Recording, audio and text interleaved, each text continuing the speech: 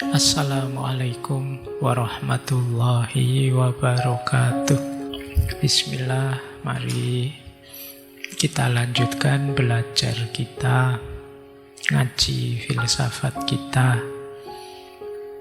Sebagaimana sudah kita tahu, kita malam hari ini melanjutkan tema neo-sufisme dengan definisi seperti yang kita bahas di pertemuan minggu pertama, seperti yang dijelaskan oleh Fazlur Rahman.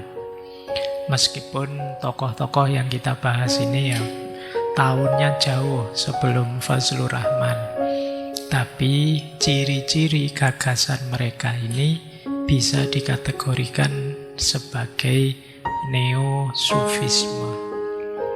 Ada pembaharuan-pembaharuan dalam bertasawuf. Baik, malam ini kita ketemu beliau, Syekh Abdul Qadir Al-Jazairi.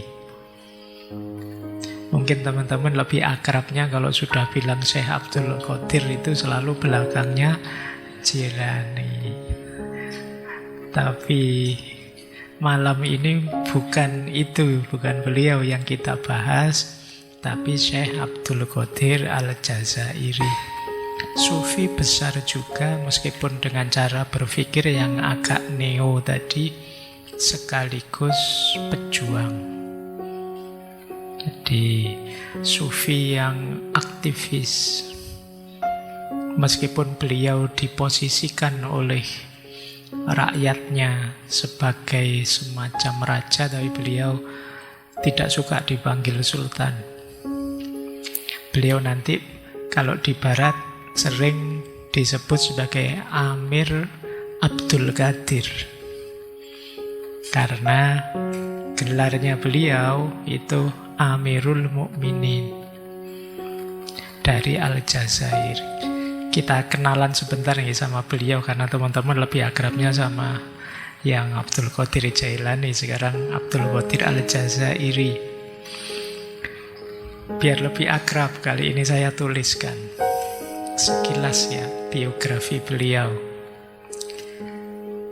Beliau lahir di Mukalla, dekat kota Maskara, Aljazair, Algeria. Ayahnya namanya Syekh Muhyiddin, ulama sufi dari Torekot Qadiriyah memang. Torekot Qadiriyah kan ya foundernya beliau Syekh Abdul Qadir Al-Jilani. Makanya namanya juga Abdul Qadir. Lahir tahun 1807.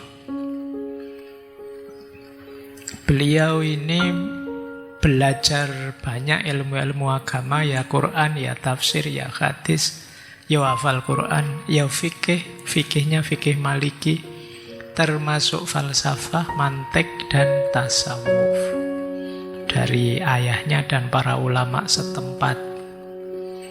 Ini kita hitung ya 1815 sampai 1825. Kemudian sekitar 2 tahun, ada yang bilang 3 tahun, beliau dan ayahnya naik haji, kemudian mukim di Mekah, Madinah, juga nanti di Damaskus, nambah ilmu, bertemu para ulama besar, memperdalam ilmu agama dan juga tasawuf. Dia orang pinter, ulama itu ya kemana-mana nyari ilmu juga. Kita hari ini pakai istilah studi tour, tapi kalau kita kan lebih banyak turnya. Studinya tidak ada, kalau mereka ini lebih banyak studinya.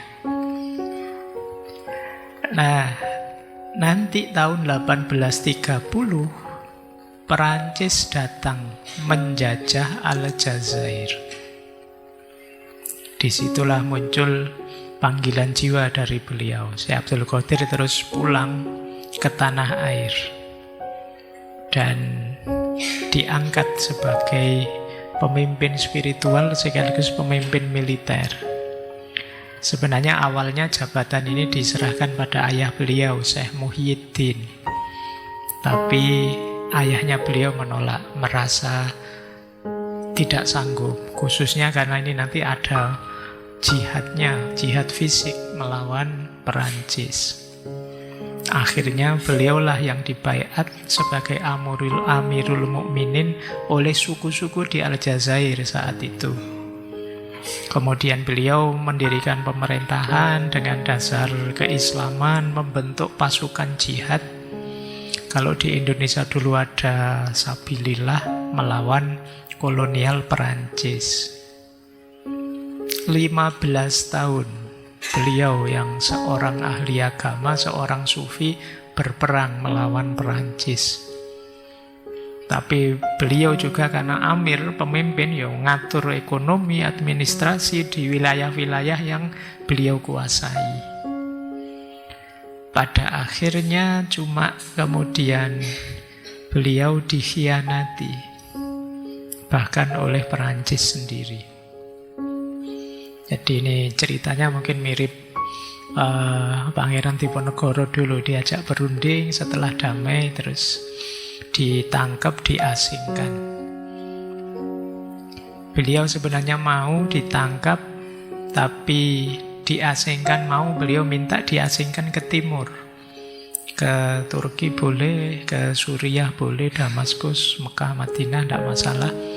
Tapi dilanggar juga kesepakatan itu oleh Perancis. Beliau justru ditahan di Toulon, Perancis. Dari 1847 sampai 1825. Oke. Tidak apa-apa, sedih ya diasingkan di Perancis. Nanti 1852 dibebaskan oleh Kaisar Napoleon III. Terus beliau hijrah ke Damaskus, Suriah. Di sana hingga akhir hayat di Suriah ya. Ada banyak cerita-cerita itu yang saya tulis 1860. Beliau itu terkenal sekali di barat, orang yang welas asih meskipun pejuang. Jadi ada cerita kasus konflik ini setelah perang ya, setelah beliau dibebaskan. Itu beliau kan tinggal di Damaskus. Pernah terjadi kerusuhan di Damaskus antara Muslim dan Kristen Maronit. Nah, Syekh Abdul Qadir ini melindungi ribuan orang Kristen dari pembantaian. Jadi ini yang membuat beliau nanti dipuji di dunia internasional.